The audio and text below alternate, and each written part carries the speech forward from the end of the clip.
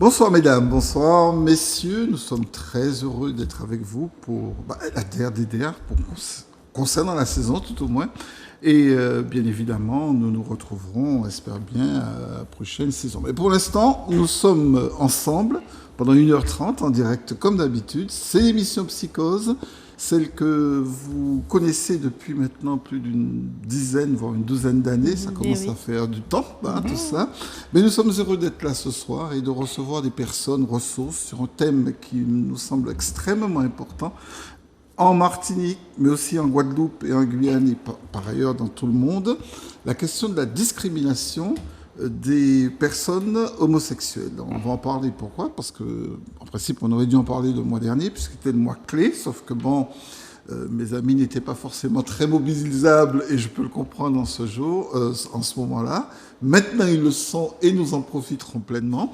Nous saluons Nadia Chanville, bonsoir. Bonsoir. Nadia, donc, vous êtes sociologue et c'est même plus la peine de vous présenter. Sur ces questions-là, vous avez fait beaucoup de recherches et vous aurez certainement beaucoup de choses à nous dire sur les questions et surtout nous éclairer, nous donner votre point de vue de scientifique sur cette question.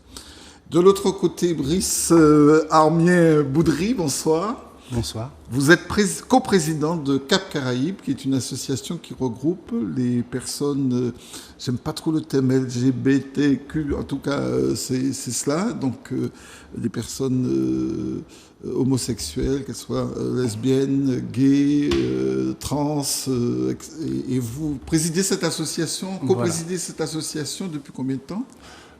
Co-présidé depuis 2021 et en fait j'étais avant vice-président de l'association. Voilà, nous vous remercions tous les deux d'être présents, d'avoir pris ce temps pour parler d'un sujet qui me semble très important parce qu'il parle de la réalité du pays, mais qui est souvent dans des non-dits, parce que c'est des sujets qui sont parfois parasités par des représentations, des stéréotypes, et Nadia va certainement pouvoir dégraisser un peu le mammouth sur ces questions.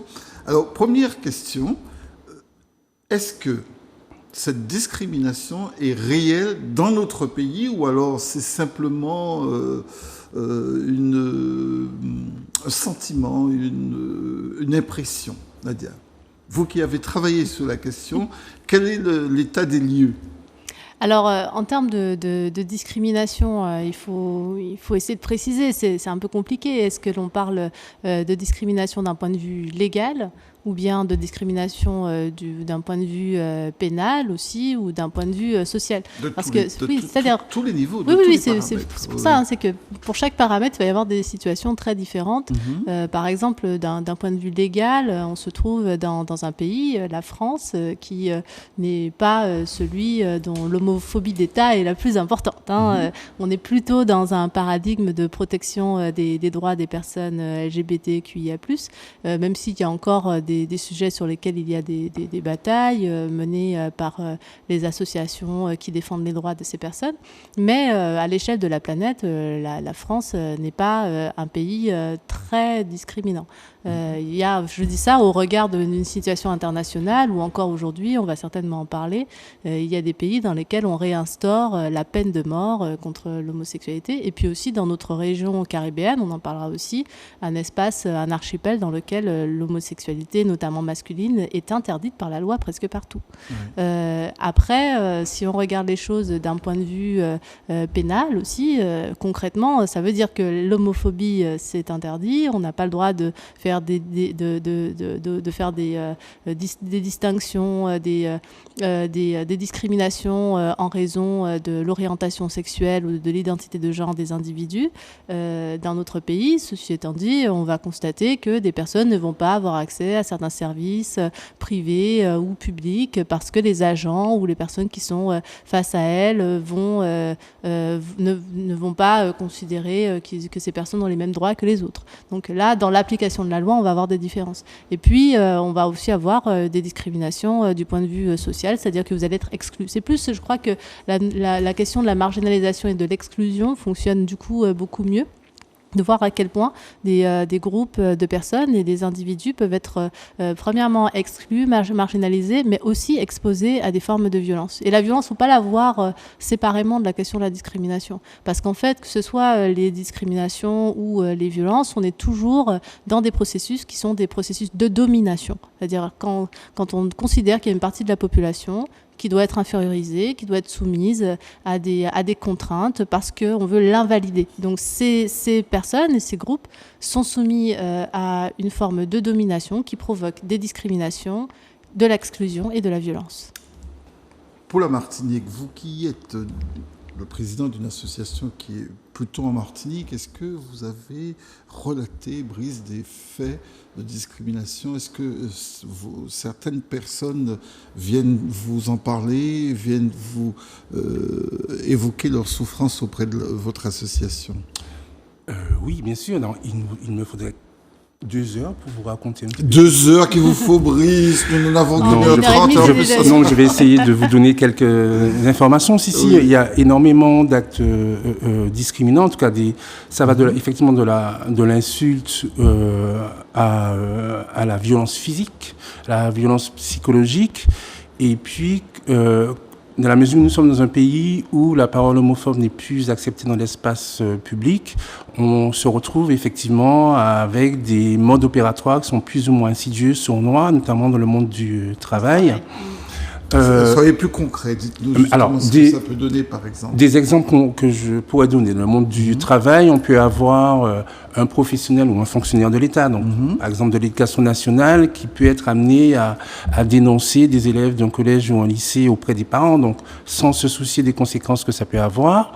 On peut avoir une inspectrice de l'Éducation nationale qui peut, sans en avoir l'air, entre guillemets, saqué, le mot que je trouve, parce que c'est carrément ça, une professeure des écoles parce qu'elle est engagée dans ce combat militant auprès de CAP. Tout ça, se fait de façon tout à fait normale, logique. Les gens sont souvent dans l'imposture pour moi, c'est-à-dire que ce sont des professionnels qui doivent tenir une posture dans leur cadre, dans leur périmètre de travail, dans le cadre de leur activité professionnelle, mais qui préfèrent mettre en avant leurs convictions religieuses, notamment, parce que c'est souvent la religion qui est derrière tout ça ici en Martinique.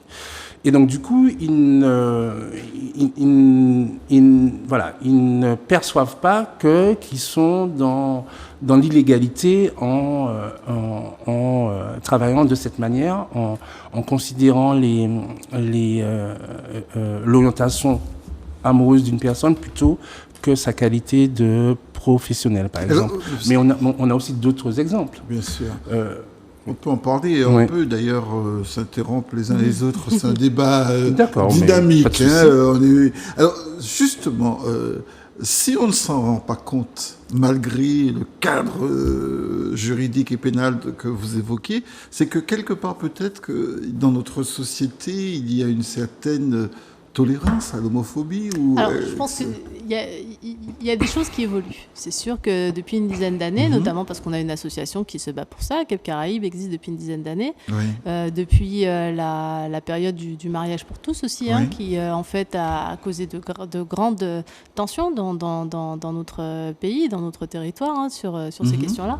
Mais justement, parce qu'il y avait énormément de propos homophobes, rien que ça en fait, ce que j'appellerais l'hostilité envers les personnes LGBT, QI. En fait, cette hostilité, elle peut amener à des actes discriminants. C'est-à-dire que le mot tolérant, finalement, est peut-être adapté au sens où vous tolérez. Mais est-ce que vous tolérez quelqu'un que vous acceptez? En fait, vous tolérez la présence de quelqu'un que vous ne supportez pas.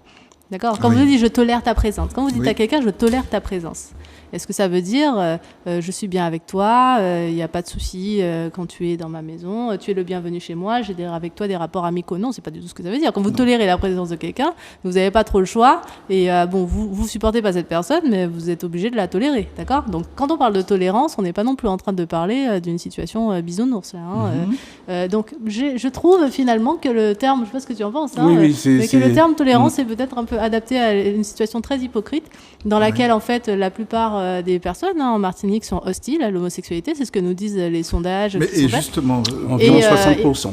60% des personnes sont hostiles. Oui. Et donc, l'hostilité... Mais ça se traduit comment, alors, cette hostilité, puisque bon...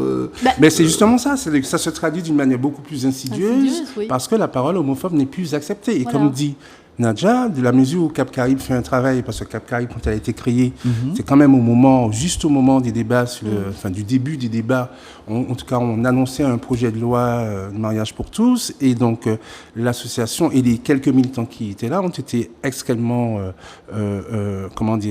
violentés. Enfin, ils ont été dans un contexte très tendu. Ouais. C'était les seuls qui pouvaient intervenir dans les médias, alors qu'ils n'avaient jamais fait ça, face à des personnes, un ensemble, quasiment l'ensemble de la population martiniquaise, y compris les élus, qui étaient contre eux. Donc voilà. Donc tout ça pour dire que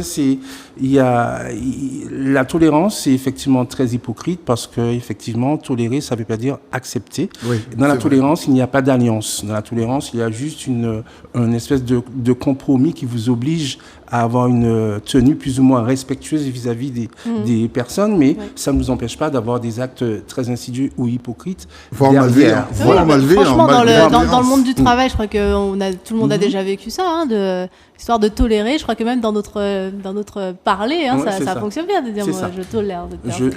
Est-ce que tu as déjà travaillé correctement avec quelqu'un que tu tolères? Tu vois ce que je veux dire? Est-ce que c'est possible de tu fais un effort. La personne est dans le même bureau. C'est ça. On est dans le même bureau. On va faire voilà. On est dans le même bureau. On se dit bonjour le matin.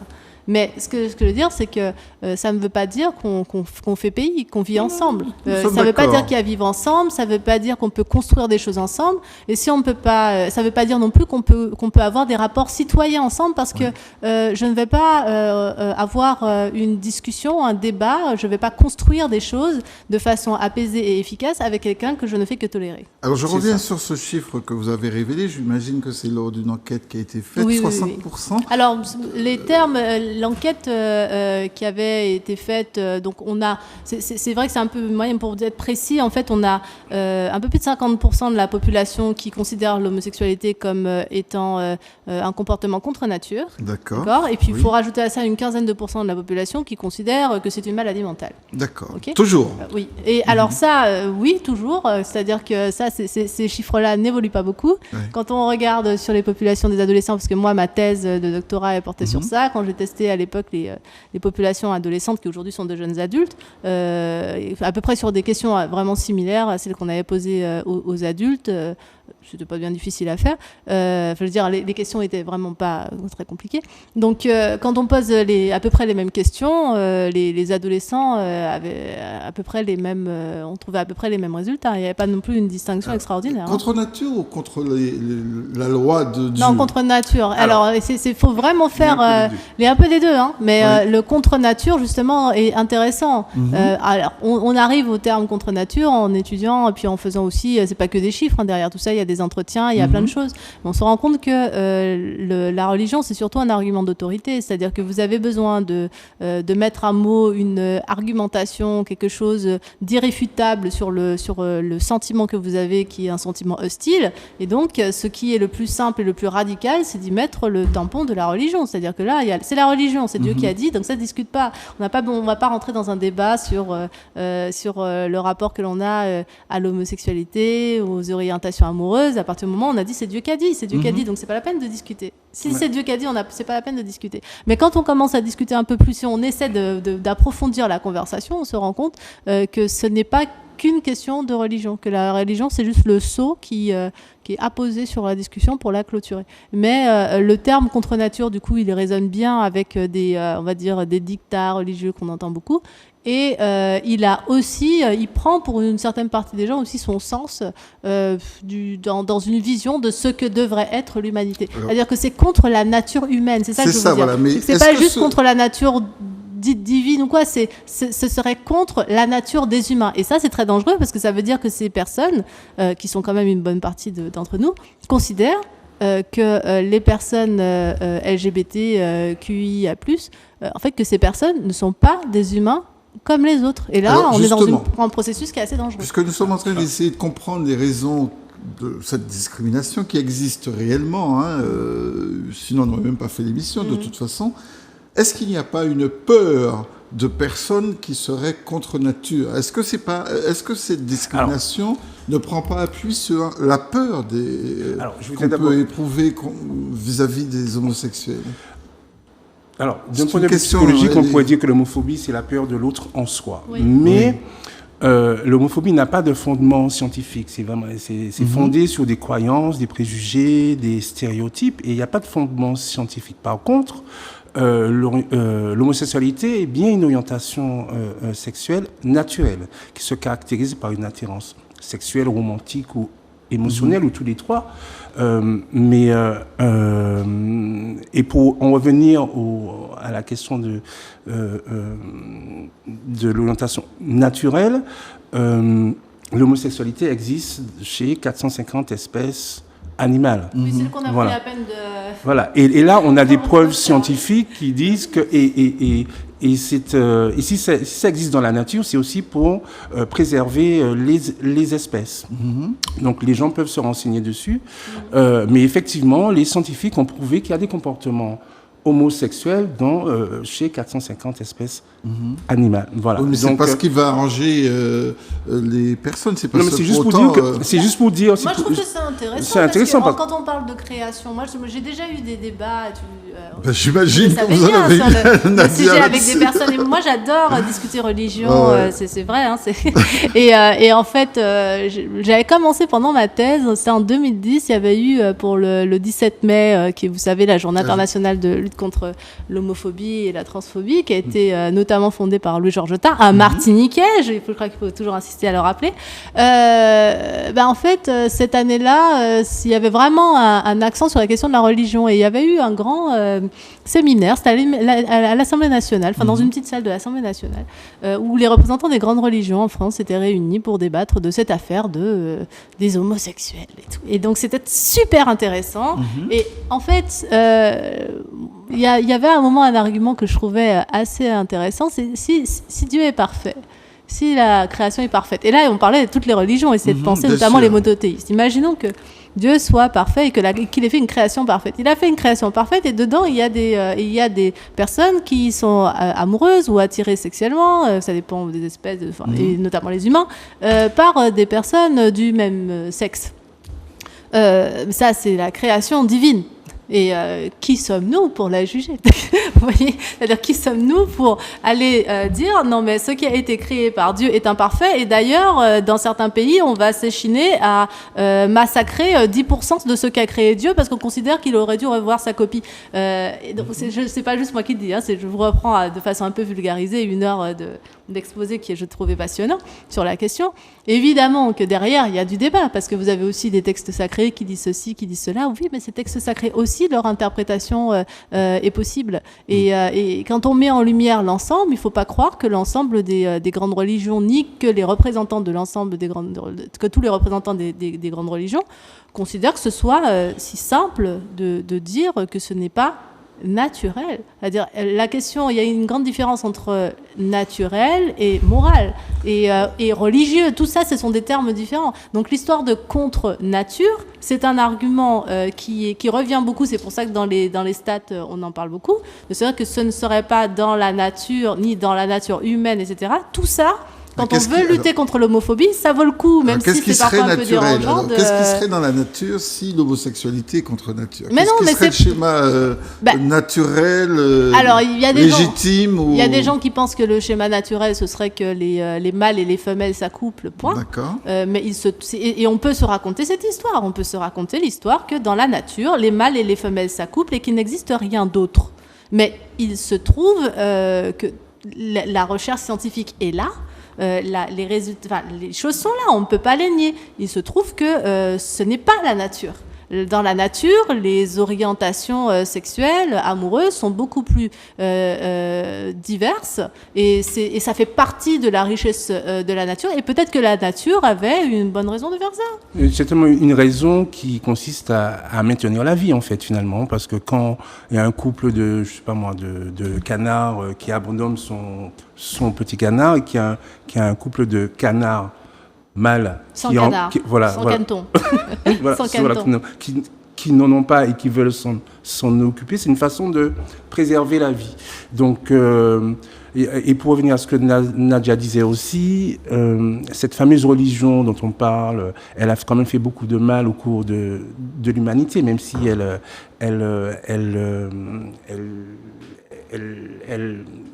je perds mes mots. Elle a apporté des choses sur. Elle apporte des choses positives et elle incite à à aimer son prochain. Alors, il me semble que la religion n'a jamais dit aimez votre prochain, sauf s'il est gay, lesbienne. Oui, mais n'empêche que. Elle a dit à un moment donné aimez votre prochain, sauf s'il est noir. Bon. Voilà, donc... faut pas qu'on soit trop angélique quand même, parce qu'il y a des personnes qui souffrent parce que leur famille donne comme argument essentiel que même pas la question de la contre-nature, c'est de dire que c'est une abomination. Oui. Et je l'ai déjà entendu. L'abomination. Oui, bien sûr. Qui en ah non, mais là, donc, moi, je pense pas qu'on est en train d'être angélique quand on dit ça. On est en train juste de parler d'arguments qui reviennent, et je crois que c'est important, même pour les personnes qui sont dans ces situations, en fait, c'est pas de donner de la caution à ces arguments-là, c'est de dire comment est-ce qu'on peut entrer en conversation et montrer que ce n'est pas juste, en fait, que c'est une construction. Tout ça, c'est quelque chose de construit. Si c'est construit, ça veut dire qu'on peut le déconstruire. Absolument, ça veut dire qu'on peut le détricoter et voir d'où est-ce que ça vient et comment est-ce qu'on peut avoir une conversation et sortir du coup d'une forme de dogmatisme. Je crois que si on reste dans l'obscurantisme, dans le dogmatisme en disant c'est comme ça et pas autrement, eh bien, on va pas réussir à avancer. Et vous pensez qu'on peut dialoguer avec ces personnes qui, justement, ont organisé un dogme je crois qu'on n'a pas juste, mais bien sûr, ça se fait. Bien sûr Oui. qu'on Ça peut peut dialoguer. bouger, le curseur peut changer. Mais le curseur peut changer, et l'exemple qu'on peut avoir, que je peux vous donner, c'est l'exemple des parents qui, au départ, ont effectivement ce rejet de l'homosexualité, encore pire encore de leur enfant qui est homosexuel, et puis le fait qu'il soit capable ou pas de cheminer et d'accepter, voire de rentrer, de se ranger aux côtés de leur enfant pour l'aider à combattre l'homophobie. Donc, tout est possible, hein. Après, c'est une question de contexte d'écologie. Il y a des personnes qui sont dans une écologie qui ne leur permettront jamais de déconstruire tout ça, d'évoluer. Et puis il y a des personnes qui n'en ont pas la capacité parce qu'elles n'en ont pas la connaissance ni les ressources pour aller se renseigner. Et c'est toujours plus sécurisant de rester dans des choses qu'on connaît que d'aller s'aventurer dans des terrains où on ne sait pas ce qui va se passer, ni ce qui va venir à nous, ni comment ça va se passer. Quels sont les effets justement de cette discrimination sur les personnes qui en sont victimes? Quels sont les effets à la fois psychologiques, sociologiques? Les effets sont quand même assez... J'imagine qu'il doit y avoir beaucoup d'exclusion dedans. Puisque... Les effets sont assez dramatiques, hein, parce que l'homosexualité n'est pas un désordre psychologique, n'est pas une maladie, voilà, ce n'est pas un trouble mental. L'association des psychologues de psychologie, l'association américaine de psychologie et l'organisation mondiale de la santé l'ont bien dit, les scientifiques l'ont bien dit. Par contre, l'homosexualité amène à des défis psychologiques spécifiques, c'est-à-dire que ces personnes-là doivent avoir des ressources pour lutter contre la discrimination, contre des insultes, voilà, contre des actes homophobes et les actes homophobes eux-mêmes, l'homophobie elle-même, c'est elle qui a des conséquences néfastes psychologiques. C'est-à-dire qu'on peut avoir des personnes qui peuvent être dépressifs, une forme des troubles anxieux, ça peut aller jusqu'au suicide. On va avoir 3 à 4 fois plus. Une mauvaise... Voilà, c'est ça. On a 3 à 4 fois plus selon les profils. Voilà. Hein, on a 3 à 4 fois plus de tentatives de suicide chez les jeunes LGBT QIA+. Ça va jusqu'à 7 pour les trans. Voilà, c'est ce que j'allais dire. Ça va jusqu'à 7 pour les trans. C'est-à-dire que plus vous êtes dans un groupe exposé aux discriminations. Et en ce moment, on est dans une période particulièrement transphobe. Et donc, plus on est dans un groupe exposé à une discrimination, et plus le taux de tentatives de suicide augmente. Donc, ce qui tue, c'est l'homophobie. L'homophobie tue. Et ce qui rend malade ces personnes psychologiquement, qui les rend malades, qui les amène, qui peut les amener à cette extrémité, ce n'est pas leur identité, ce n'est pas leur orientation amoureuse. Ce qui les tue, c'est l'homophobie. Et le rejet qui en découle. Ce qui permet de s'en convaincre très simplement, c'est quand vous comparez dans le monde, on a bien qu'une seule espèce humaine, on est d'accord, parce que ça, je crois qu'il y a des pays qui en doutent un peu là sur cette histoire-là, quand même, comme s'il y avait des pays dans lesquels l'homosexualité n'existe pas et d'autres dans lesquels elle existe. Comme en Russie, par exemple, le pays de l'Est. Alors, si on part du postulat que nous sommes bien une seule et même humanité, vous n'allez pas avoir les mêmes, le même nombre, la même propension aux tentatives de suicide, aux dépressions, etc., selon la législation. Quand vous êtes dans des pays où l'homophobie est punie de la peine de mort, ou bien simplement dans des pays où l'État en fait restreint vos droits par rapport à votre orientation amoureuse, eh bien dans ces pays-là, vous allez avoir des taux de suicide bien plus importants que dans des pays dans lesquels l'homosexualité a été largement dépénalisée et où au contraire c'est l'homophobie qui est pénalisée. Alors cette homophobie dans notre région, vous avez évoqué tout à l'heure les autres pays de la Caraïbe, semblent avoir beaucoup d'importance. Il me semble que certaines îles, certains États de la Caraïbe interdisent l'homosexualité. Oui, presque tous. Presque tous. Presque tous les pays de l'archipel. L'archipel, qui sont notamment sous le Commonwealth, c'est ça? Oui, dans les pays du Commonwealth. Une législation qui est assez ancienne. Donc, ça date d'Henri VIII. Henri VIII, c'est ça? 16e siècle. 16e siècle. Oui, parce que ce sont des pays qui ont refusé de faire évoluer leur constitution quand les puissances coloniales ont fait évoluer leur constitution. Et puis, donc, du coup, la Martinique est un modèle, est une exception, une référence, on dira, parce qu'elle est sous la législation française, mais du coup, c'est aussi un refuge pour certaines personnes, comme des personnes qui viennent d'Haïti, à Cap-Caraïbes. On a été déjà amené à accompagner avec la Croix-Rouge des personnes pour qu'elles puissent avoir le statut de réfugié politique, parce que en Haïti, ces personnes-là sont menacées de mort ou on fait l'objet d'ailleurs d'agressions de tentatives d'homicide. On va donner la parole aux téléspectateurs. J'imagine qu'ils ont vraiment envie d'être de la partie, de nous donner leur avis au 05 96 71 27 07. Vous avez la parole dès maintenant. Vous pouvez donner votre point de vue, nous échanger avec nos invités, et en rappelant, parce que c'est très important, que la règle a été très fortement indiquée aux réalisateurs, les propos homophobes ne seront pas permis au cours de ce débat. Voilà, les choses sont au moins claires. Cela étant dit, vous avez la parole et vous pouvez vraiment donner votre avis, votre point de vue, en mettant bien évidemment en dehors toute forme d'insulte, toute forme toute forme de propos méprisants à l'encontre des personnes homosexuelles. Je crois que nous avons une personne. Oui, bonsoir. Puisque la lumière est verte, donc ça veut peut-être dire qu'il y a quelqu'un. Oui, on entend quelque chose. On entend quelque chose. Oui, bonsoir. Bonsoir, monsieur. En fait, tous ceux qui sont sur le plateau là. Oui, bonsoir. Votre prénom, s'il vous plaît. Mon prénom, c'est Marthe. Marthe, allez, soyez la bienvenue. Marthe, on vous écoute. Oui, je voudrais demander au psychologue. Bon, on parle de l'homosexuel, vous avez des femmes qui naissent hommes, qui sont femmes et veulent être un homme. et vous avez des hommes qui peuvent être une femme. Alors, je voudrais demander au psychologue, est-ce qu'il peut m'expliquer ça? Parce que j'ai des amis aussi qui sont comme ça. Alors, alors si j'ai bien compris. Si j'ai bien compris votre question, Marthe, en fait, vous demandez pourquoi des personnes qui naissent hommes veulent être femmes, c'est ça? Oui, et puis qui sont homo, de toutes les personnes qui sont homo. Alors, c'est pas forcément c'est pas forcément, il faut, alors là, on est vraiment sur l'identité de genre.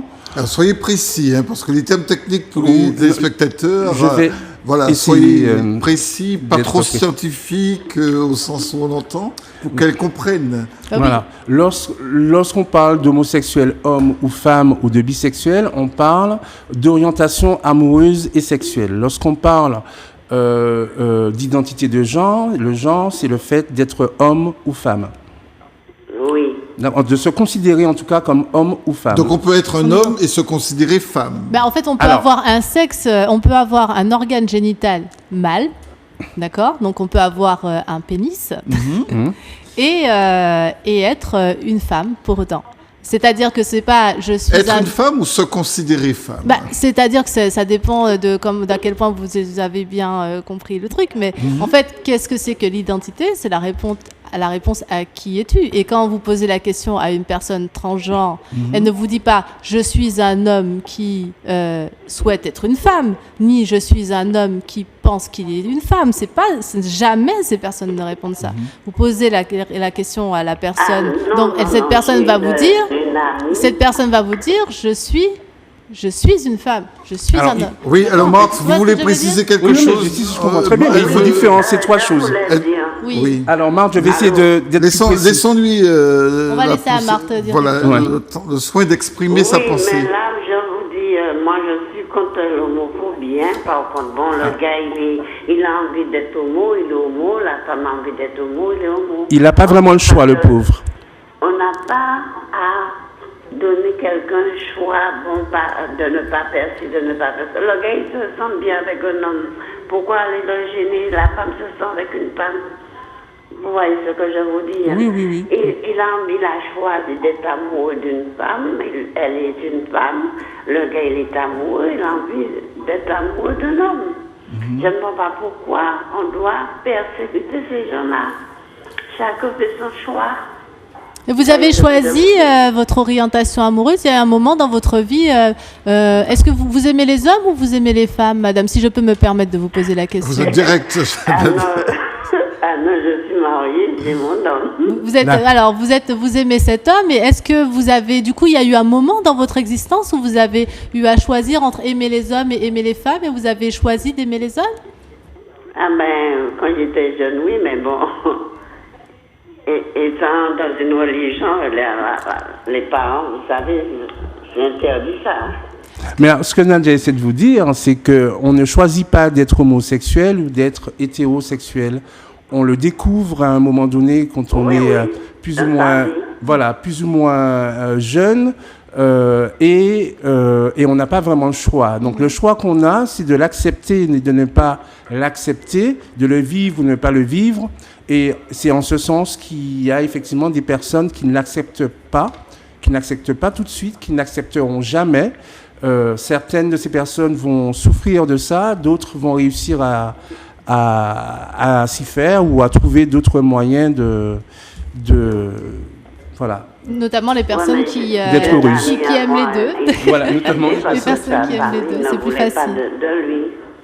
Ça peut arriver, ça peut pousser au suicide aussi, hein.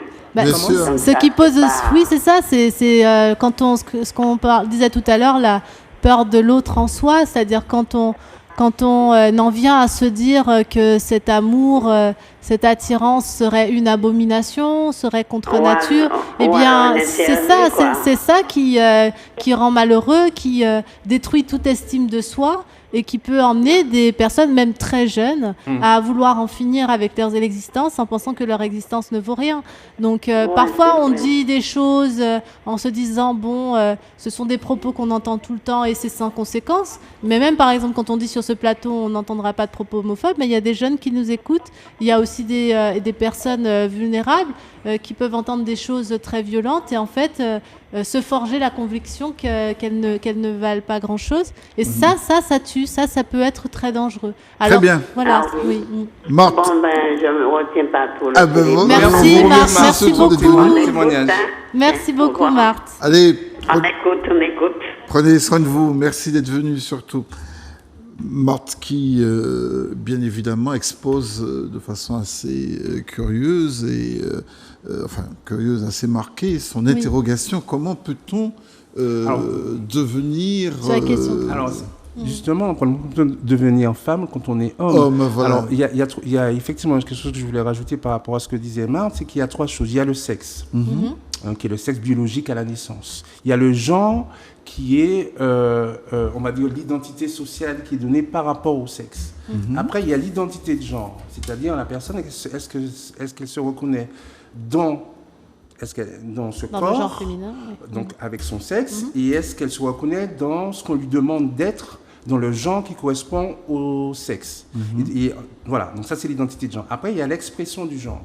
C'est-à-dire, l'expression du genre, ça veut dire que quelqu'un peut très bien choisir d'avoir d'être gender fluide, c'est-à-dire d'avoir une certaine fluidité dans l'expression de son genre, sans forcément vouloir changer d'identité de genre, c'est ce qu'on appelle souvent des non-binaires, des queer, voilà. Et qu'avant on pouvait dire garçon manqué, voilà, on disait garçon manqué, ou garçon efféminé, ou fille manquée, voilà. C'est ce qu'on appelait comme ça parfois. Voilà. Donc il y a plusieurs choses qui font que une personne qui naît homme, pour prendre l'exemple de Marthe, qui se trouve pas très bien dans son corps et qui veut entrer dans un parcours de transition pour devenir femme, d'abord cette personne ne veut pas forcément aller jusqu'à la réassignation sexuelle, donc jusqu'au changement de sexe, mais cette personne veut simplement changer son genre, changer l'expression de son genre et son identité de genre. Voilà, pour se sentir bien dans sa peau, ce qui ne veut pas dire qu'en devenant femme, il n'y a pas de lien direct avec son orientation amoureuse. C'est-à-dire que l'identité de genre ne définit pas l'orientation amoureuse. La femme trans qui est là donc, en 2023 peut très bien décider... Elle peut très bien être lesbienne, en fait. Peut très bien être lesbienne, donc c'est une femme lesbienne, même si elle est née homme, et peut très bien être hétérosexuelle, parce que son expression de genre, son identité de genre, c'est que c'est une femme. Donc même s'il est né homme, c'est une femme donc aujourd'hui, et s'il est attiré par les hommes, c'est une femme trans hétérosexuelle. D'ailleurs, c'est vrai que j'aime bien, moi, on travaille les chiffres, mais parfois ils disent des choses très, très, très fortes.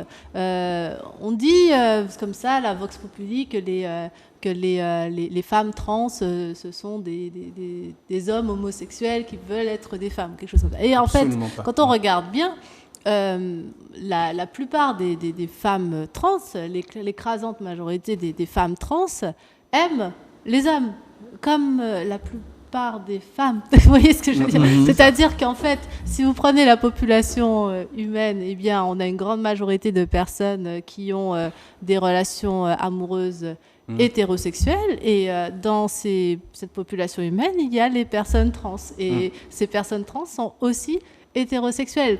Je reprends un peu parce que je sais que tout le monde ne va pas forcément bien suivre, mais si vous avez quelqu'un qui naît avec un pénis, c'est de reprendre des mots très prosaïques, d'accord ? Cette personne est née avec un pénis, à sa naissance, on a dit que c'était un garçon.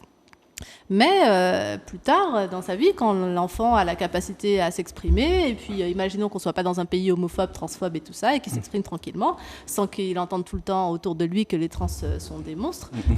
Disons que cette personne s'exprime tranquillement et dit généralement vers 5-6 ans, et puis il le répète encore à 10 ans, etc. Ah, mais moi, je suis une fille, en fait. Je suis pas un garçon, je suis une fille. On l'écoute et tout, et en fait, assez rapidement, on se met à lui parler au féminin, puisqu'elle dit qu'elle est une fille. Donc, c'est une fille. C'est une fille, et à l'adolescence, cette fille, comme ses copines filles,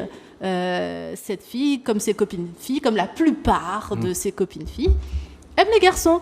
Donc, cette fille est hétérosexuelle, bien qu'elle soit née avec un pénis, parce que ce qui est le plus important en nous, ce n'est pas notre enveloppe charnelle, ce qui nous définit en tant qu'être, en tant notre âme, notre personnalité, est bien plus fort, bien plus puissant, en fait, que l'enveloppe charnelle. Et ce qui crée de la souffrance chez beaucoup de personnes, c'est que ce qui est total en nous, c'est-à-dire notre esprit, ne soit pas raccord avec ce qui n'est qu'une enveloppe.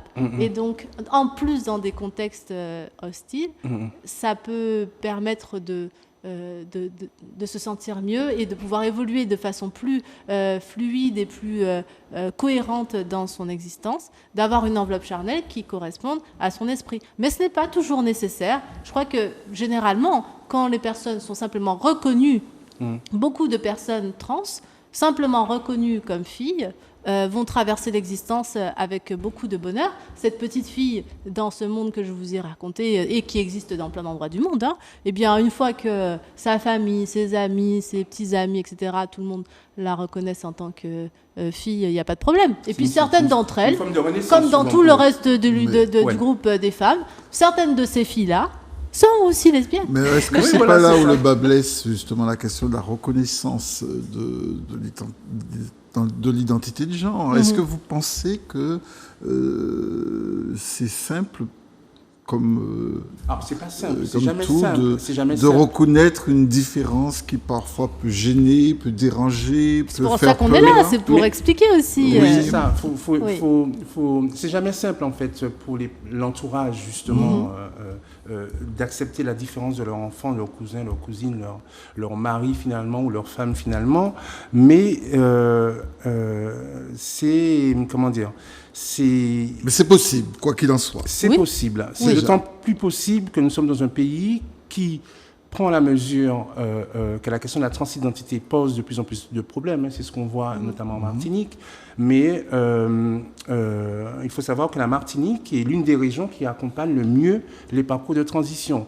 Le CHU de Martinique, sous la houlette du docteur Sandrine Pierre-François, a une plateforme d'accompagnement des transidentités ici en Martinique qui est absolument performante, puisqu'il y a plusieurs spécialistes, donc des endocrinologues. Voilà. Nous, en Martinique, on va jusqu'à...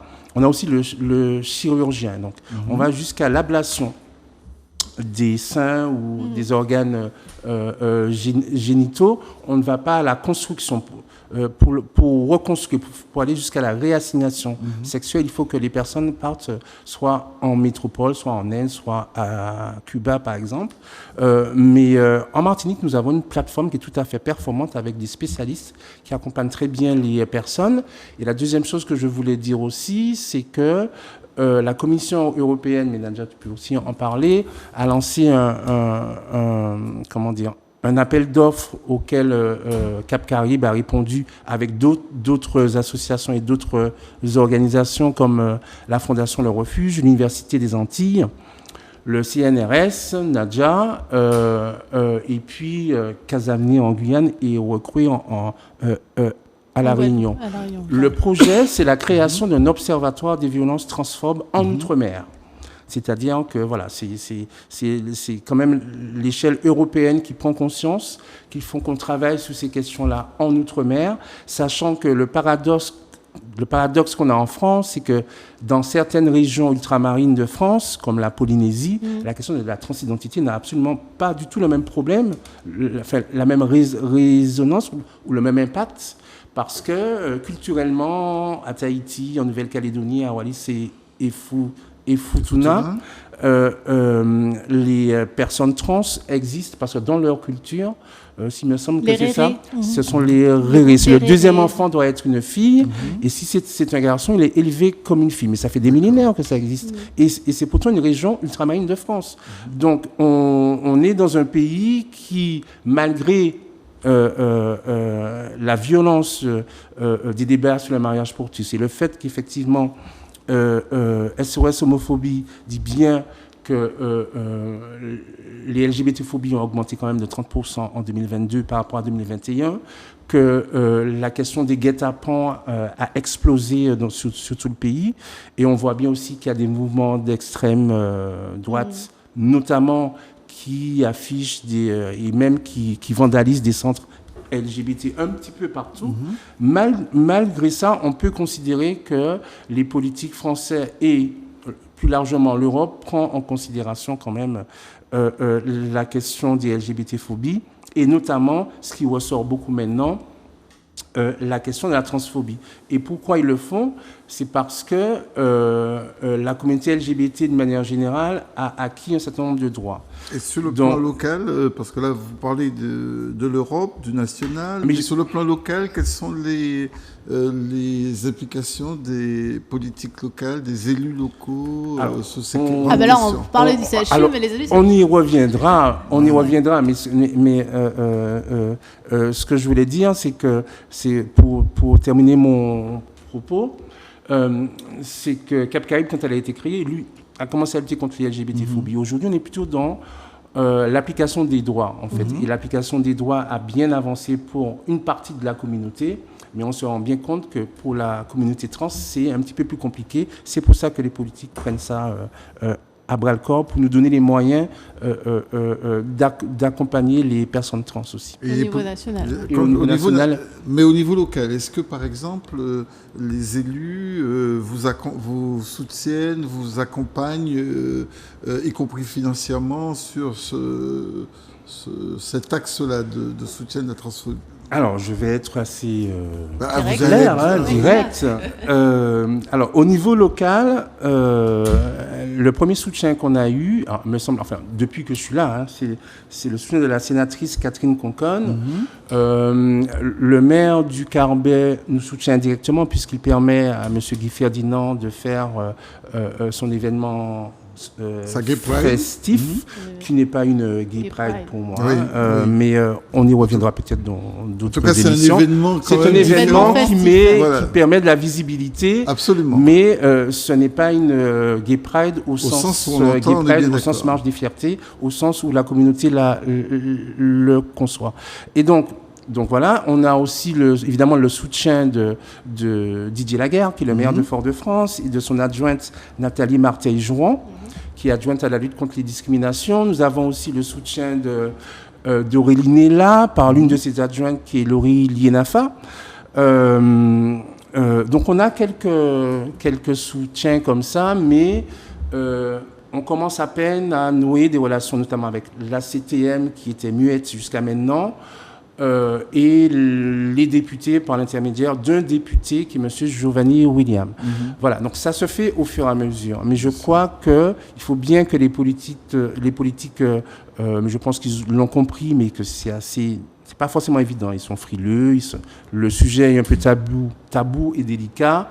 C'est pas très vendeur d'un point de vue. C'est ce que j'allais dire d'un point de vue politique. Électoral, ça doit pas être vendeur, ça. Oui, mais n'empêche que s'ils prennent la parole et qu'ils disent que vos frères, vos cousins, vos fils, vos filles, vos nièces, vos neveux, vos pères, vos mères sont des personnes qu'il faut respecter, quelles que soient leurs différences. Je pense que ça aura quand même un impact et au moins ils auront mis une petite graine dans la tête de tous nos concitoyens pour qu'ils cheminent, parce que c'est comme ça qu'on chemine. Oui. Quand un jeune dit à son père ou à sa mère je suis gay et que tu le veuilles ou non, c'est comme ça.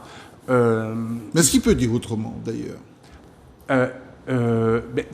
Tout dépend. Est-ce qu'il peut dire autrement? Tout dépend des relations qu'il a dans sa famille. Mais souvent, c'est une source d'angoisse. Même si on a en face de nous des parents super cool, c'est quand même une source d'angoisse. On ne sait jamais comment ils vont réagir. Et parfois, on peut être agréablement surpris. Parfois, on peut être très désagréablement surpris. Mais le simple fait de le faire, ça met déjà une petite graine dans la tête des parents, de la famille, qui se disent bon, mais de toute façon, on ne va pas le bannir, même s'il y en a qui le font. Mais on va être tenté de réfléchir, d'évoluer, de poser des questions. C'est un peu ce que font, heureusement, il me semble, la majorité des parents. Sur la question du rejet, quand même, avait notamment en Guyane fait émerger une expérience d'hébergement pour des personnes homosexuelles rejetées. J'avais vu en tout cas un reportage dans ce sens. Est-ce que en Martinique, peut-être même en Guadeloupe, pour nos téléspectateurs qui nous écoutent, ce type de structure existe. Est-ce que si on est rejeté de sa famille du fait de son orientation sexuelle, on peut trouver un espace d'accueil, voire d'hébergement dans nos pays? Alors, on a souvent le cas en Martinique, de plus en plus d'ailleurs, puisque plus on en parle, plus, à mon avis, les sujets arrivent dans les familles. À chaque fois qu'il y a une actualité qui est liée à ces questions-là, on observe qu'il y a effectivement des conflits intrafamiliaux qui sont assez conséquents. Il y a 2 ans et demi, on en avait parlé avec Elisabeth Moreno, l'ancienne ministre à l'égalité femmes-hommes. On en a échangé avec elle, avec la préfecture de Martinique et avec la Fondation Le Refuge, qui est l'association phare qui accueille les jeunes qui sont en rupture familiale. Pour l'instant, on nous renvoie au service d'hébergement d'urgence du SIAO. Mais effectivement, là, on est en train de se dire qu'il va falloir qu'on ait une espèce soit une ligne budgétaire, mais un parc, en tout cas une association avec une coopération avec des hôtels ou des chaînes financés par l'État pour qu'on puisse mettre à l'abri un certain nombre de personnes. Parce que ce qu'on a observé aussi, c'est que lorsqu'ils sont à la rue, s'ils n'ont pas de ressources, donc ça peut aller vers la prostitution, ça peut aller je suis hébergé par quelqu'un contre service, mais ça peut aussi aller quand même plus loin. Et donc, du coup, la question est très importante et la question de la formation des personnes qui les accueillent aussi dans les hôtels, dans les centres d'hébergement, tout ça, parce qu'on a aussi la discrimination à l'intérieur même des centres d'hébergement et des hôtels. Et donc, il y a vraiment beaucoup de travail à faire sur cette question-là aussi. Mais on y pense et on attend d'avoir plus de ressources financières et humaines à Cap-Caraïbes pour pouvoir avancer. Peut-être que la CTN peut nous aider sur cette question-là. À bon entendeur, salut. J'imagine que certaines personnes qui travaillent ou qui sont élues dans la CTM nous écouteront, puisqu'en plus l'émission est rediffusée. Donc, entre 2 moments, ils peuvent entendre votre demande et vous recevoir. Je crois que ce serait important de le faire. Mais en attendant qu'ils se réveillent, est-ce qu'on peut imaginer des processus qui permettent à la population de réduire ce rejet, réduire ce sentiment de contre-nature? C'est-à-dire que ce chiffre de 60%, est-ce que vous pensez, Nadia, qu'avec l'intervention de tiers, on peut arriver à un taux plus bas dans Bien notre sûr, pays? Et comment surtout? en discutant, en faisant ce que nous sommes en train de faire en ce moment. Et j'espère que devant leur télévision, leurs ordinateurs, les personnes, même lorsqu'elles ne sont pas d'accord avec ce que l'on dit, vont se parler. Parce qu'en fait, qu'il y ait des désaccords dans une société, c'est tout à fait normal. Mais ça n'empêche pas aux sociétés d'avancer. Les êtres humains n'ont pas toujours été d'accord et c'est sur leur désaccord que c'est fondé aussi leur progrès dans tous les domaines. Mais par contre, on n'avance pas quand on refuse de se parler. On n'avance pas lorsqu'on construit des murs les uns contre les autres. Donc je crois que ce qui me rend assez optimiste et c'est pas juste ce que je pense, mais c'est ce qu'on observe aussi clairement, c'est que la parole est ouverte et qu'il y a des possibilités d'avoir des conversations sur le sujet, ce qui n'était pas le cas auparavant, parce que comme je vous parlais de cette barrière de l'argument religieux, c'est une barrière vraiment même dans les conversations. Ça n'empêche pas que la religiosité soit très forte en Martinique. En fait, une forte religiosité n'empêche pas que l'on puisse avoir des conversations sur des faits. Vous parlez d'une barrière, est-ce qu'il n'y a pas un frein quand même du fait qu'on croit que c'est une abomination, donc forcément ça l'est, et puis point barre, c'est dans la Bible, on peut même vous donner le chapitre de... Oui, Lévitique. Mais chacun prend ses distances en fonction de ses croyances. On peut être très croyant, à peu près croyant. Et puis c'est là où vous construisez aussi une république, c'est-à-dire à quel moment est-ce qu'on fait pays? Est-ce que nous sommes une théocratie? Est-ce que nous sommes un pays fondé sur un texte sacré et dont la constitution est ce texte sacré. C'est pas l'Arabie Saoudite ici que je sache. C'est ça. Donc du coup, si on est un peuple, parce qu'il n'y a pas que des chrétiens dans ce pays, on a des gens qui adhèrent à une grande diversité de religions. Et même s'il y a un fait religieux majoritaire, on ne peut pas nier non plus la diversité des croyances de notre population, et notamment aussi des croyances et des religions pré-coloniales, d'accord ? Donc en fait, moi je vois pas du tout ça comme une barrière, tant à partir du moment où on a décidé que ça n'en est plus une. Ce qui permet cela, c'est le changement de la légitimité. C'est-à-dire que ce qu'on observe, là je reprends un peu vraiment la casquette sociologue, c'est que le mariage pour tous, ça a changé le niveau ça a changé le camp de la légitimité. C'est-à-dire que nous étions dans une situation, dans notre contexte caribéen et du coup dans notre contexte martiniquais, dans lequel le discours légitime et presque en quelque sorte le discours officiel, parce qu'il n'y en avait pas d'autre à concurrence, c'était le discours homophobe. C'est une abomination. C'est une abomination. Et c'est le discours d'en face de dire non, ce n'est pas une abomination, ce sont des personnes comme toutes les autres, ce n'est pas un choix, c'est juste leur situation, leur vie, leur identité. Ils ne sont pas minoritaires, ceux qui pensent... ces personnes-là, non seulement elles étaient minoritaires, mais elles ne pouvaient pas parler. Il ne pouvait pas y avoir de conversation entre une personne qui pense c'est une abomination et une personne qui pense ce n'est pas une abomination. Alors que ce qui a changé, pourquoi ? Parce que le discours d'hostilité à l'homosexualité était le discours légitime il y a une quinzaine d'années. Alors qu'aujourd'hui, avec tout ce qui s'est passé pendant la période mariage pour tous, nul ne peut ignorer sur le territoire que la légitimité légale, qui est quand même la plus forte en principe, à moins qu'on soit en Arabie Saoudite, la légitimité légale, eh bien, elle est à la lutte contre l'homophobie. Est-ce que vous croyez que c'est suffisamment excuse-moi, mais que je termine ça, c'est-à-dire que comme ce fait-là, que la légitimité a changé de camp, ça permet la conversation. Parce que du coup, vous pouvez très bien être convaincu que l'homosexualité est une abomination. Mais vous ne pouvez plus le poser comme un fait avéré et sur lequel on ne peut pas revenir, parce que dans ce cas-là, vous avez contre vous la loi. Et donc, on est dans un contexte où la loi permet la conversation parce qu'elle fait tomber le mur de l'obscurantisme. D'accord ? C'est-à-dire que si on est dans l'obscurantisme, lorsqu'on se met dans le noir, ça ne veut pas dire que ce qui est dit dans le texte sacré n'aurait pas de valeur, mais ça veut dire que vous fermez les yeux. Et là, maintenant, on va ouvrir les yeux, se regarder et converser, parce qu'on peut accepter le discours de l'autre. Ça se passe comme ça vraiment me dans rend, la vraie vie. mais moi je trouve, on a déjà discuté. Vous avez une question de volonté. Mais c'est une question ça demande des efforts. Ça demande des efforts. C'est pas évident. Oui, c'est très fatigant. C'est effectivement très fatigant. C'est encore plus fatigant lorsqu'on doit lutter contre les élus de l'île. Oui. C'est-à-dire que là, on a un maire qui continue à dire qu'il ne va pas marier des personnes. Il y a encore des maires qui... Oui, il y en a un, on le connaît quand même. Voilà, qui ne va mais pas marier. Qui ne va pas marier. Il était maire à l'époque, mais il n'est plus maire. Donc, non, si, maire d'une commune du Nord. Du Nord. Non, pas celui-là.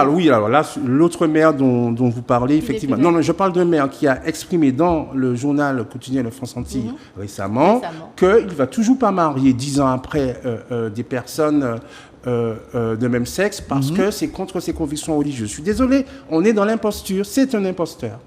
Quand on est maire, donc on est élu républicain, on a le droit d'avoir ses convictions religieuses, mais on remplit sa fonction de maire.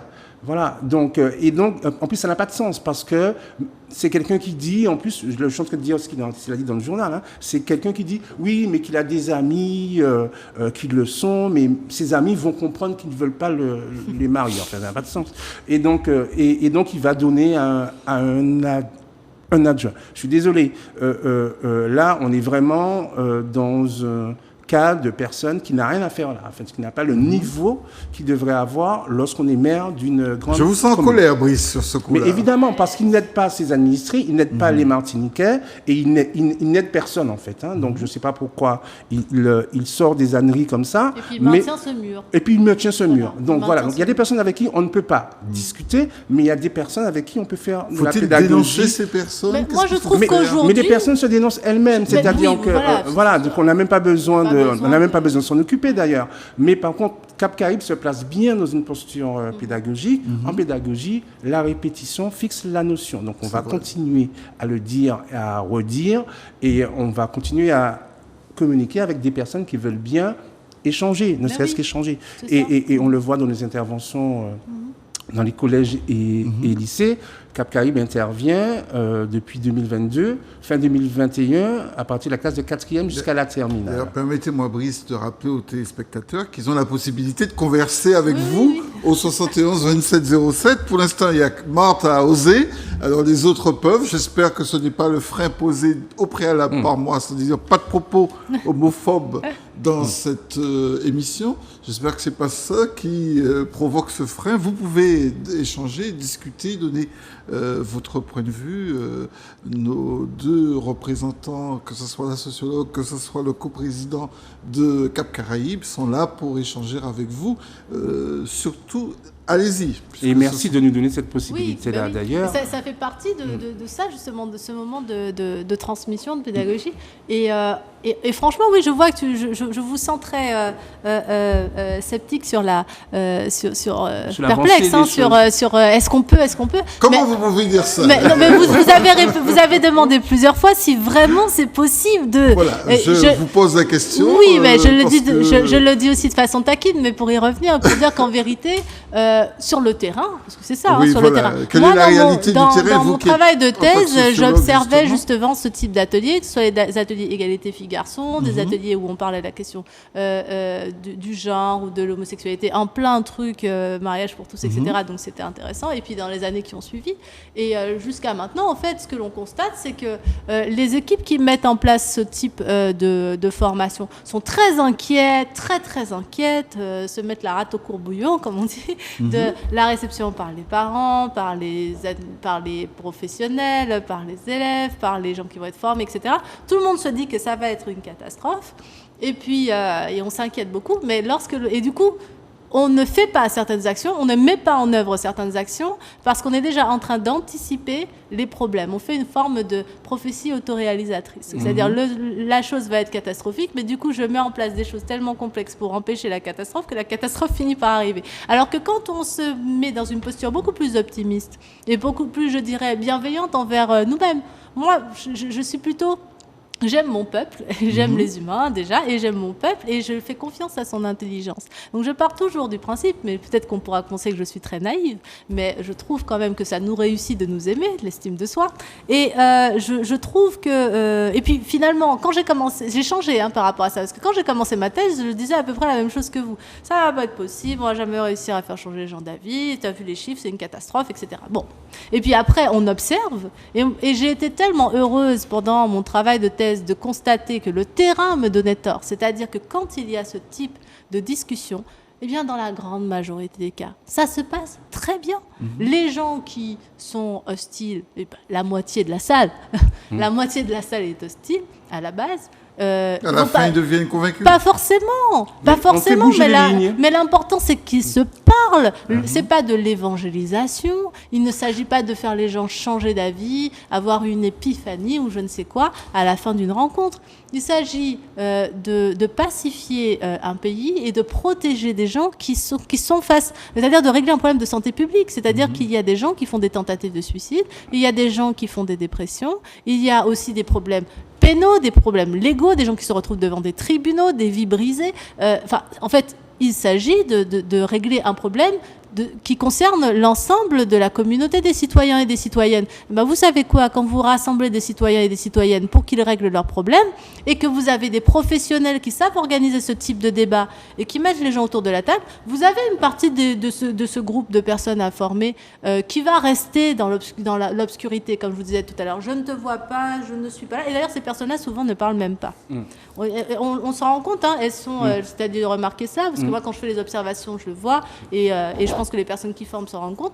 Les personnes qui ne changeront pas d'avis, mais qui ne vont même pas accepter la conversation, s'excluent du groupe. C'est-à-dire sont dans leur coin, bras croisés, jambes croisées, tout fermé, et en fait, elles ne sont pas là. Oui, parce que ne pas communiquer, c'est communiquer quelque chose. Et ça, on perçoit ce qu'elle communique. On le perçoit, c'est très clair. Et puis, vous avez des groupes de personnes qui simplement vont entrer en conversation. Et c'est déjà très bien, en fait, juste de se parler, d'échanger et d'admettre qu'on ne sait pas tout, des deux côtés. Qu'on ne sait pas tout et que peut-être qu'à la fin de cette conversation, on aura appris quelque chose de plus qui va nous faire avancer individuellement et collectivement. C'est déjà un bon départ. Et c'est en avançant comme ça, c'est pas quelques individus qui vont dire à tout le reste de la population martiniquaise « vous avez tort et j'ai raison ». C'est collectivement qu'à travers ce type de rencontres et d'émissions ou de formations, eh bien, on se rend compte qu'on avait une façon de penser. Déjà, on l'a déconstruite, on s'est rendu compte que ce qu'on croyait être une certitude était construit de façon un peu étrange. Et puis, du coup, comme on est des êtres de raison, on ne va pas seulement avaler tout ce qu'on nous donne, on va prendre le temps de réfléchir, de penser par nous-mêmes. Et lorsqu'on se met à penser par soi-même, eh bien, peut-être effectivement qu'on peut faire évoluer au moins sa façon de faire et peut-être même sa façon de penser. Alors, ce qui serait aussi important, c'est de savoir qu'est-ce qu'on peut faire pour les personnes elles-mêmes discriminées, parce qu'on parle beaucoup effectivement des actions qui peuvent être menées en direction de ceux qui discriminent. Mais les personnes qui sont actuellement en situation de discrimination, qui ne savent pas exister du fait de leur orientation sexuelle, qui se cachent, y compris dans leur propre famille, qu'est-ce qu'on peut faire pour les accompagner vers on peut faire une pleine existence? Il y a plein de choses qui sont mises en place. Il y a plein de choses qui sont mises en place. D'abord, Cap Caraïbes propose une cellule d'écoute qui permet aux personnes de téléphoner ou même d'avoir des rendez-vous en physique. On travaille aussi, et donc ces personnes-là peuvent, voilà, en allant sur nos réseaux, peuvent avoir les éléments qui leur permettent d'être écoutés, d'être entendus, d'être accueillis, d'être accompagnés. Cap Caraïbes peut effectivement aiguiller les personnes vers soit un psychologue, soit un avocat, soit une structure d'hébergement. On propose aussi des ateliers de mieux-être. Voilà, de musique, de danse, parfois de musique, d'expression corporelle, de self-défense aussi, c'est récent, et bientôt de théâtre d'impro. Donc, avec justement le Martinique Comedy Club qui s'associe à nous pour ça. Mais les personnes peuvent aussi, ce qui est difficile en Martinique, c'est que les personnes ne téléphonent pas parce qu'elles ont peur. Ça aussi, c'est une croyance limitante, mais une croyance quand même. Elles ont peur d'être démasquées si elles se sont suivies par Cap Caraïbes, si elles sont écoutées par Cap Caraïbes. Oui, mais c'est fondé leur peur quand même, Brice. C'est parce que quand on a le chiffre que vous nous aviez donné en début d'émission, 60% de personnes qui sont hostiles, c'est un peu normal que les gens aient peur. Non, je suis pas tout à fait d'accord parce que quand on téléphone à Cap Caraïbes, qu'on prend rendez-vous à Cap Caraïbes, la Martinique entière n'est pas au courant quand même. Non, donc elles peuvent être reçues. Non, mais il faut leur rappeler justement. Non, mais c'est ça. Non, c'est ça qu'il faut dire, c'est que les gens sont reçus de façon anonyme, de façon discrète, et les choses sont confidentielles. Donc, et on le voit bien quand les gens font l'effort de le faire. Ils le disent eux-mêmes qu'ils voulaient appeler avant, qu'ils n'ont pas osé. Ça fait 2 ans qu'ils ont des difficultés dans leur famille. Et donc, ils comprennent qu'on est là pour les accompagner, qu'on est bienveillant, qu'on les mettra en relation avec des personnes. Mais il y a plein de Martiniquais, de Martiniquaises et de Martiniquais qui n'appellent pas de peur d'être démasqués par d'autres. Il y en a beaucoup qui ne portent pas plainte aussi, mais qui vivent des choses très, très difficiles dans plusieurs situations de la vie. Donc voilà, donc c'est aussi ça notre rôle aussi là ce soir, c'est de leur dire qu'ils peuvent nous téléphoner, qu'on a des outils, des choses qui nous permettent de faire en sorte qu'ils soient mieux accompagnés qu'avant, que les choses sont perfectibles, que ça peut s'améliorer, mais on ne pourra pas les obliger à prendre contact avec nous. Il faut que la démarche vienne d'eux. Oui, mais parfois, justement, c'est ça la difficulté. Mais c'est bien ce que je vous explique. Il y a une sorte d'inertie du fait de ce sentiment de rejet, ce sentiment d'exclusion fait qu'on n'a pas toujours les outils pour aller vers les autres. Mais c'est pour ça qu'il faut parler, qu'il n'y a pas que des choses terribles, voilà, les discriminations, accueillir les gens qui souffrent, évidemment que c'est une activité de militants essentielle. Mais je trouve que ce qui est intéressant dans l'activité de Cap Caraïbes, c'est que c'est une association qui essaie aussi de développer des axes communautaires qui ont une vraie utilité dans la lutte contre les discriminations, parce que vous voyez là une porte qui n'est pas une porte sombre, triste, qui est une porte dans laquelle, en poussant la porte, vous allez aussi accéder à des espaces positifs, à des émotions positives. Beaucoup de bienveillance. En fait, voilà, de la bienveillance, de l'amitié. En fait, les ressources et le réconfort aussi dont vous avez besoin pour avancer. Et puis peut-être aussi dire aux jeunes, parce que en fait, l'orientation amoureuse, un peu comme ce que je disais tout à l'heure, c'est quelque chose qui vous arrive, c'est tout. Vous constatez un jour, je n'ose pas vous demander, Fred, à quel âge vous avez eu votre premier émoi. Non, mais pour l'instant, c'est moi qui pose des voilà, questions. Mais je pose la question. Le bon rôle. Mais non, mais je pose la question aux gens devant leur télévision, que chacune se pose la question, quel a été son souvenir du premier émoi, du premier quelque chose. Eh bien, c'est le cas pour tous les êtres humains. Donc, dites-vous bien que du coup, vous avez des enfants que vous côtoyez, qui ont des amoureux, des amoureuses dans leur tête. Et quand vous êtes à côté de ces enfants et que vous leur dites que c'est moulant, c'est bon de Macoumès, ils vont cramer en enfer, etc. Ça, c'est des abominations. L'enfant l'entend près de vous. L'enfant l'entend près de vous. C'est sûr que cet enfant ne va pas vous dire, qu'il aime, qu'il aime Stéphane. Il va pas vous dire, elle ne va pas vous dire qu'elle aime Mélanie, etc. Parce que vous avez dit il y a 5 minutes que c'est une abomination, ça. Bon, alors, par contre, cette jeune personne, enfant et adolescente, etc., elle vit aussi dans un territoire où elle entend régulièrement, où elle voit parfois qu'il y a une association dans laquelle, qui ne fait pas qu'accueillir des situations dramatiques, qui organise le visionnage d'un film à l'Atrium sur des thématiques intéressantes, qui organise un stage de danse avec un chorégraphe venu d'un pays étranger, qui propose de se réunir à la plage dans un moment convivial ou en after-work. Voilà. Vous êtes jeune travailleur, vous êtes lycéen, collégien, vous allez entendre parler de choses tout à fait anodines, parce que les gens se font des fantasmes sur les activités des personnes LGBTQIA+, extraordinaires. Mais en fait, des choses tout à fait anodines pour n'importe qui, c'est-à-dire qu'ils vont aller au Cinoche à faire la fête jusqu'à 4h du mat, comme n'importe qui, en fait, d'accord ? Voilà. Et ça c'est positif. Ça, c'est positif et ça permet, en fait... Ça permet en fait de participer à un contexte dans lequel les gens vont se sentir mieux en fait. Et c'est ça l'objectif, c'est que tout le monde puisse avoir le même droit à la vie, à la dignité et au bonheur. Nadia, on laisse s'exprimer cette personne au téléphone. Bonsoir. Bonsoir, c'est à vous.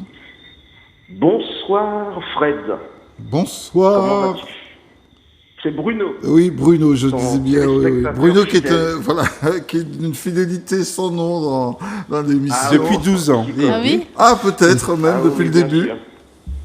Oui, bien sûr, Fred. C'est très important quand même. Souvent, il y a beaucoup d'émissions musicales. C'est très amusant, mais c'est vrai, des fois, il faut réfléchir un peu. Si on veut avancer, la musique, le divertissement ne suffit pas toujours, bien qu'il faut quand même s'amuser. C'est important. Permets-moi, Monsieur Galva, de saluer Grégory et Mano. Alors Grégory pour la réalisation et Mano pour la direction de Zouk TV. Et puis bien sûr, tes téléspectatrices et téléspectateurs de Psychose. Alors, je ne pouvais pas commencer sans ne pas saluer tes invités qui ont très bien parlé. Je vais citer leur prénom, qu'ils ne m'en veuillent pas. Donc bonsoir Nadia et bonsoir Brice. Bonsoir. Bonsoir Bruno. Bonsoir à tous les deux, enchanté et bravo pour ce que vous faites. Merci. Vous, Madame Chonville, par rapport à vos diverses activités, toujours qui sont très utiles pour notre société. Merci. Et vous, Brice, pour Cap Caraïbes. Alors, Fred, tu as demandé, le thème c'était discrimination homosexuelle. Alors, merci pour l'émission. Merci à Nadia et Brice pour leur contribution. À Marthe également, je crois, qui a appelé. Hein. Oui, Marthe qui a appelé, oui. C'est Marthe, on la remercie. Mais je suis obligé de l'admettre, sur l'île de notre héros de conte, le compet lapin, sur l'île de notre héros de bande dessinée, feu Fouyaya, Tichalmako, là où on dit débrouillard pas pêcher, là où on dit aussi bœuf d'ouvent cabouet de l'eau claire, là où dans les cités, qui sont nombreuses en Martinique, même en commune, il n'y a pas que cité d'Ilong ou d'Issar, en commune aussi, il y a de nombreuses cités, et c'est normal, il faut que les gens soient logés. Le bad boy est valorisé. Pourquoi? Parce qu'en un jour, Fred, Nadia et Brice, ils gagnent autant que le pizzaiolo et le vigile. Bon, on sait déjà pourquoi, grâce souvent à sa vente de cannabis et de crack. Le pizzaiolo et le vigile, ses voisins, gagnent autant en un mois de travail. Et ces deux derniers, donc le pizzaiolo et le vigile, sont souvent obligés de travailler la nuit et d'affronter d'autres bad boys comme lui. Bon, bref. Donc c'est sur cette île où nous vivons, on imagine mal quand même un bad boy homosexuel. Ah, si vous saviez. Ah, si vous saviez. Si vous Bruno, saviez. si tu savais, disent mes invités. Non, j'ai pas terminé parce que je vais aller dans votre sens. Je voulais dire aussi, en Martinique, c'est vrai, bon, excusez les termes, c'est des termes que j'ai repris auprès de mon voisinage, j'essaie de rassembler tout ce qu'ils ont dit. C'est vrai que malheureusement, la lesbienne, bon, bien qu'elle prive les hommes de sexe. Oui, si elle est lesbienne, c'est qu'avec les femmes. Oui, donc elle prive les hommes de sexe. C'est ça son truc dans la vie, c'est...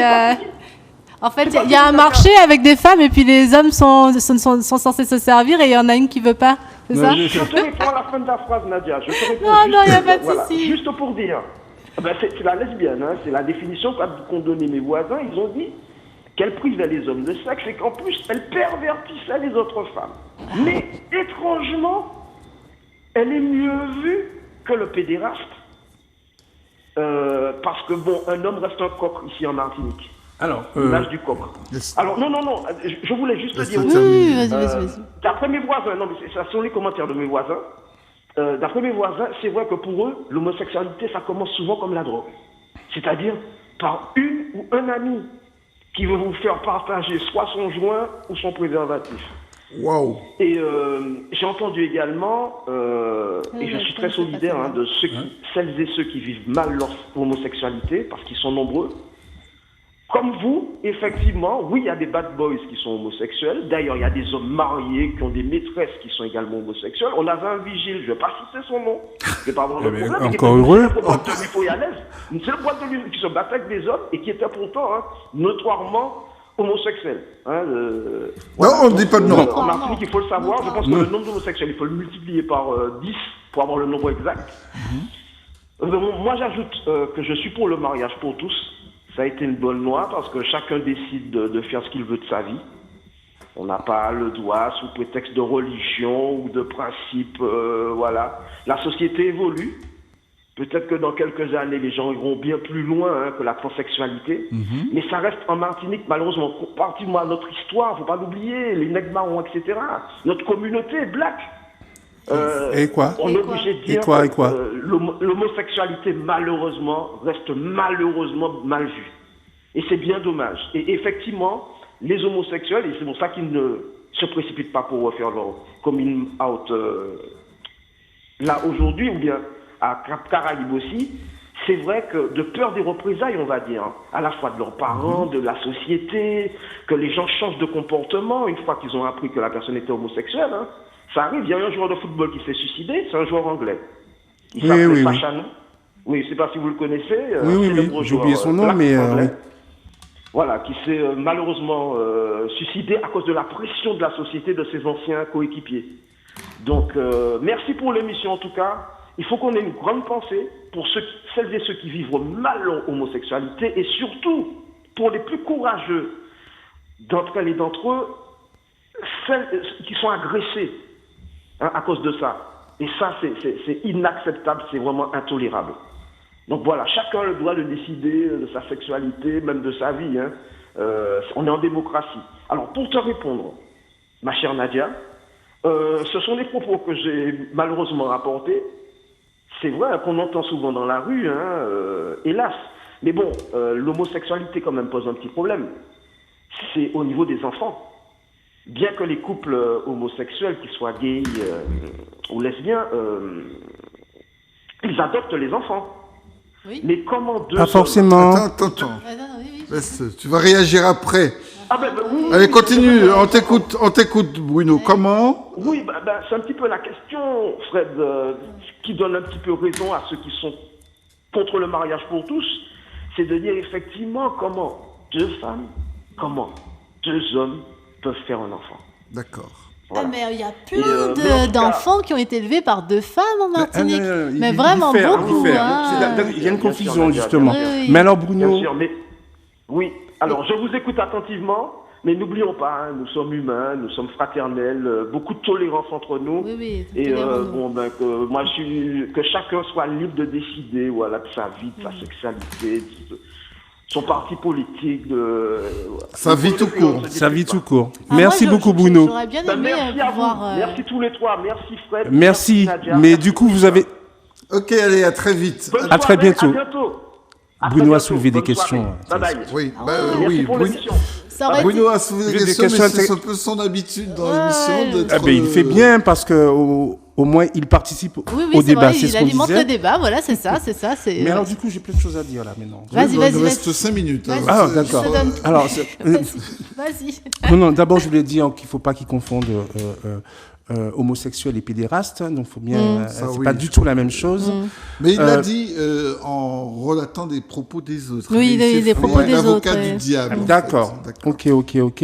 Et donc, sur la question des hommes qui ont des relations sexuelles avec des hommes ou des femmes qui ont des relations sexuelles avec des femmes, il y en a effectivement beaucoup. Et donc, parmi ces personnes, c'est ce qu'on disait tout à l'heure, c'est-à-dire qu'il y a des personnes qui ont compris qu'elles sont homosexuelles ou bisexuelles ou pansexuelles, mais elles n'ont pas envie d'être identifiées socialement comme étant faisant partie de la communauté LGBT. Donc, il y a ceux qui vont s'en sortir et qui vont avoir une double vie, enfin, qui vont se marier ou qui vont répondre au contrat social dans lequel ils sont.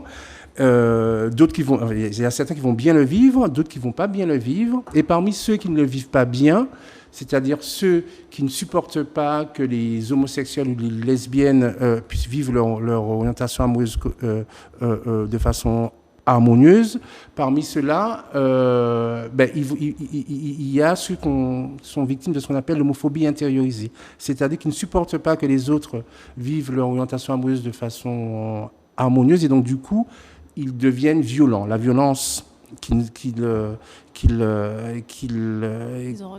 ont, voilà, le dégoût qu'ils éprouvent par rapport à ce qu'ils ressentent amène de la violence qu'ils dirigent vers ces personnes-là. C'est ce qu'on appelle l'homophobie intériorisée.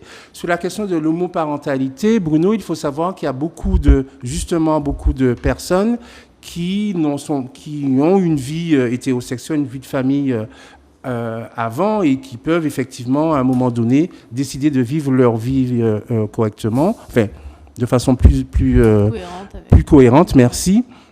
Et donc du coup ils peuvent effectivement être amenés à faire leur coming out et construire une nouvelle famille homoparentale avec les enfants de l'un et de l'autre, ou de l'une et de l'autre. Donc tout est possible, et donc il n'y a pas de règle de maths dans tout ce qui est comportement et tout ce qui est processus mentaux et tout ce qui est vie. Vous allez certainement revenir sur le plateau parce que vous oui. avez beaucoup de choses à dire. J'ai encore des choses à dire, Nadia, malheureusement. un mot de conclusion puisqu'il est déjà l'heure de... C'est vrai que l'heure est passée très vite. Ah bah oui, mais c'est extraordinaire. C'est impressionnant. Non, une petite boutade. Moi, j'ai envie de dire que sur cette affaire de décision, je trouve ça fascinant, l'idée qu'on puisse décider de son orientation sexuelle, tu vois, de son orientation amoureuse. Si j'avais pu décider, je me demande si j'aurais pas été lesbienne en fait. Parce que ça règle pas mal de soucis, question patriarcat. Je pense que je serais une femme trans. Oui, Non, je pense certainement. Non, en vérité, c'est la boutade, voilà. Mais cela dit, il y a des stratégies féministes qui pensent à la question d'être lesbienne en se disant que comme ça, en fait, on échappe à une part des problèmes du patriarcat, mais c'est assez complexe, on n'a pas le temps. Mais quand même, rappeler que, en fait, l'orientation amoureuse, c'est quelque chose qui concerne tout le monde, qu'on soit hétéro, homo, bi, pan, etc. Peu importe, en fait, vous avez une orientation amoureuse et à vous de voir si vous l'aviez choisie ou pas. Et si vous avez à faire un choix, généralement, dans le monde entier, eh bien, ce choix, c'est souvent celui de renoncer à une part de ses émotions pour protéger sa vie, sa dignité et tenter de vivre. Et c'est un renoncement plutôt, le plus souvent, quand s'il y a choix, c'est plus un renoncement qu'une décision de voilà, dans le monde dans lequel nous vivons. Mais on avance et merci pour cette émission qui nous permet d'avancer. C'est un plaisir pour nous de vous avoir, Nadia et Brice. Et merci aussi à Marthe et à Bruno qui ont contribué aussi à l'enrichir par leur intervention. Petit salut à notre réalisateur technique qui a eu vraiment le plaisir certainement de nous soutenir techniquement. On se retrouvera en septembre, puisque là c'est la pause vacances. La saison est terminée. Un grand merci à toutes ces personnes qui ont participé pendant toute cette saison à l'émission Psychose. On se retrouve en septembre, vraisemblablement comme d'habitude, le dernier mercredi. Ce sera le dernier mercredi de septembre. Merci à tous. Prenez soin de vous surtout. Et prenez soin de vos proches, qu'ils soient LGBT ou pas d'ailleurs. Qu'ils soient LGBT ou pas. Prenez soin de vous. Merci. Merci. Merci.